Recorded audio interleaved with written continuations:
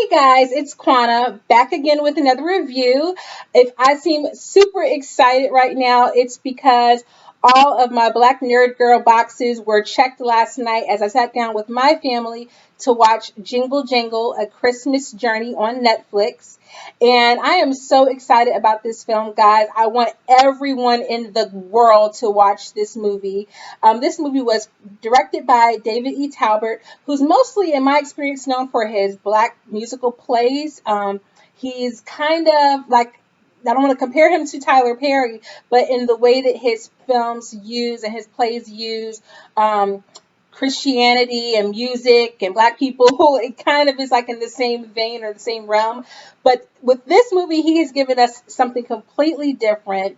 If you are a fan of musicals, if you love Harry Potter, if you love Willy Wonka and the Chocolate Factory, the original, not necessarily talking about that thing that Johnny Depp did.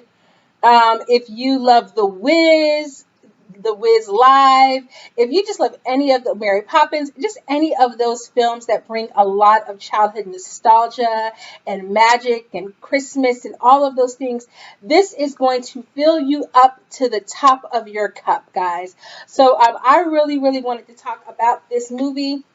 But before I do that, do me a favor and click the subscribe button. It would mean so much to me. I am definitely trying to reach a goal of 100 subscribers by the end of the year. And you could be one of those lucky subscribers who comes back for more content. So do me a favor and click the subscribe button and click like on this video. And let's just go ahead and dig in. So before we get started, let's breathe. And let's talk about the cast. So the film is starring Forest Whitaker. Who doesn't love Forest? Phylicia Rashad, Anika Noni Rose, and Keegan Michael Key, as well as a bunch of fairly unknown actors and actresses with amazing voice talents. And the premise of the film is Forest Whitaker plays a inventor named Geronicus Jangle. And I had to say that name multiple times. I was like, if this is not the blackest Christmassy sounding name you have ever heard of in your life, I was like, they took Jerome and tried to make it Christmassy. But he plays Geronicus Jangle, who is an inventor who lives in a very kind of like England-esque, steampunk-esque, but diverse world where he creates these magical inventions that just bring people joy. He has a very thriving kind of toy store, and it is Christmas time, and he's there with his wife and his daughter, and they are, just bringing people joy. Well, he has a young apprentice by the name of, I'm going to say this very slowly, Gustafsson. I kept saying the name because the way the name is spelled and the way they say it in the movie do not collaborate in my head. But we're going to call him Gus for right now. And he is a young apprentice who, wants to create the next big thing. But unfortunately, he's young and he doesn't really know what he's doing. Well, Geronicus creates his new invention and his new toy, which is going to bring joy to millions of children around the world.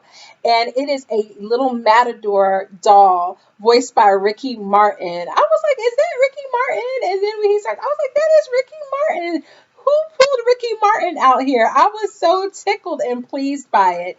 And he convinces Gus, the apprentice, to steal his invention, to steal Geronicus's invention because he does not want to be he wants to be the only toy like him. He wants to be one of a kind.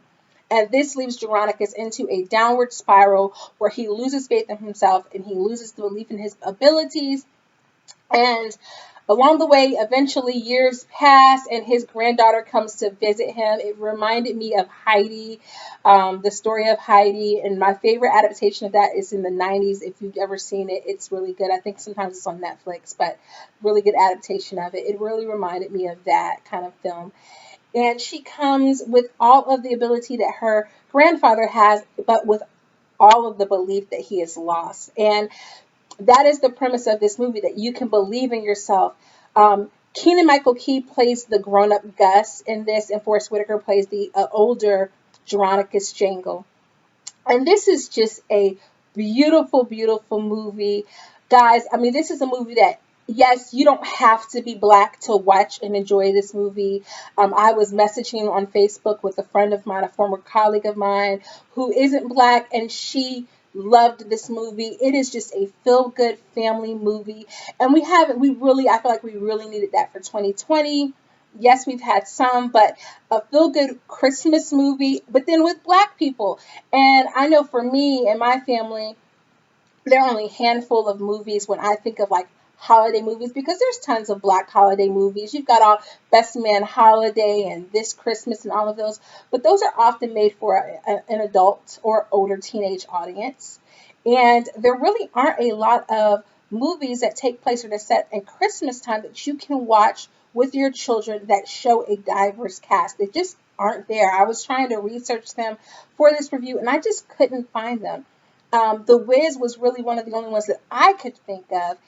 And this movie just brought me so much joy. We watched it with our two sons, and um, they can sometimes not love musicals. Usually it takes them multiple times to watch them in order for them to stick all the way through. So there were a couple of moments where they kind of lost focus. And I do think the film suffers from, while the music is wonderful, there are certain songs that really aren't catchy in the way where you can reiterate them again and again and again. You think about a typical Disney movie, there's not a lot of difference between the verses and the chorus, and so they're very memorable. These are stylized after, black music, and it's complex, and it's going to take multiple viewings before you memorize some of these songs. But they were catchy as heck. There's one song called Miles, Miles, but it's about smiling that really reminded me of Kirk Franklin's Smile song. And the actress, I cannot remember her name. She's a British actress. She plays the character Mrs. Johnson, who becomes a love interest for Geronicus in his older life. She is charismatic and brings comedic timing, but then she has an incredible voice.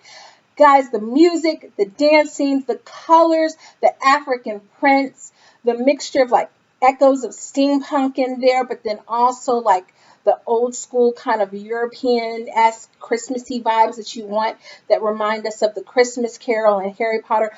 All of that is in this. And there are times when it may feel like this movie is doing a bit much, but the storyline is fairly simplistic. It is not that difficult to follow, and it just filled me with so much joy. I hope that you will watch this movie.